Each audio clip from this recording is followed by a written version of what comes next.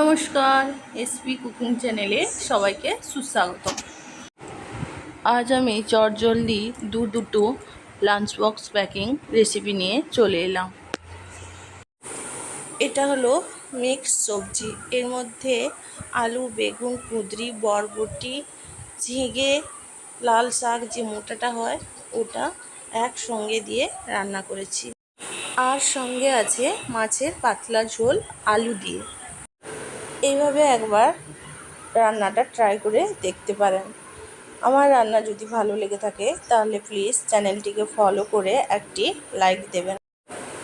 রান্না করার জন্য আগে থেকে সব কিছু রেডি করে নিয়েছি। মাছটাকে ভেজে নিয়েছি। এবার কড়াইতে পরিমাণ মতো তেল দিয়ে দুটো শুকনো লঙ্কা, 5 ফোড়ন, 1 চামচ মতো, সঙ্গে দিয়েছি দুটো কুচনো পেঁয়াজ ও মাছের মুড়ো আগে থেকে ভেজে রেখেছিলাম, সেটার অর্ধেক দিয়ে দিলাম।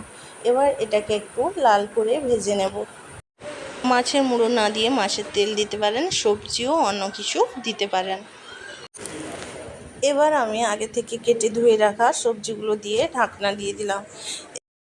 সেটা একটু হতে থাক। এবার এদিকে ঝোল রান্না করার জন্য কড়াইতে পরিমাণ মতো তেল দিয়ে তার মধ্যে দুটো আলু ছোট ছোট করে কেটে নুন হলুদ দিয়ে লাল করে ভেজে নিয়েছিলাম। আলুটা কিন্তু 50% সেদ্ধ হয়ে গেছে।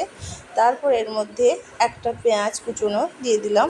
তারপরে দুটো তেজপাতা, একটা শুকনো লঙ্কা দিয়ে দিলাম। এবার বেটে রাখা মশলা দিয়ে দেব। আলুর মধ্যে এভাবে পেঁয়াজ দিয়ে ভেজে নিলে সময়টা একটু কম লাগে। এবার আমি এর মধ্যে বেশি কিছু মশলা দেব না। মশলার মধ্যে দিয়েছি 1 চামচ পেঁয়াজ বাটা, 1 চামচ আদা রসুনের বাটা, 1 চামচ হলুদ গুঁড়ো, 2 চামচ লঙ্কার গুঁড়ো। এবার পরিমাণ মতো জল দিয়ে দিলাম। এবার আগে থেকে কেটে রাখা টমেটো দিয়ে ভালো করে কষিয়ে নেব যতক্ষণ যা মশলা থেকে তেল না ছেড়ে আসছে।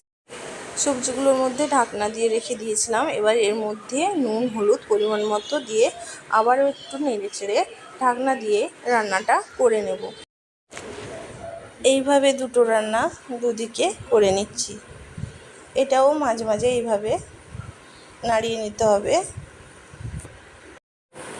এই সবজিটার মধ্যে মাছের মুড়ো বা মাছের তেল না দিয়েও রান্না করা যায়। মাছের ঝোলটাকে ভালোভাবে কষিয়ে নিয়েছি যতক্ষণ যা তেল না ছেড়ে এসছে। এবার এর মধ্যে পরিমাণ মতো গরম জল দিয়ে দেব।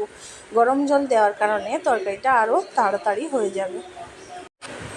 এবার আগে থেকে ভেজে রাখা মাছগুলো দিয়ে দেব এবং 4-5টা এলাচকে থেতো করে দিয়ে রান্নাটা কিছুক্ষণ করে নেব, একদম মিডিয়াম টু লো ফ্লেমে।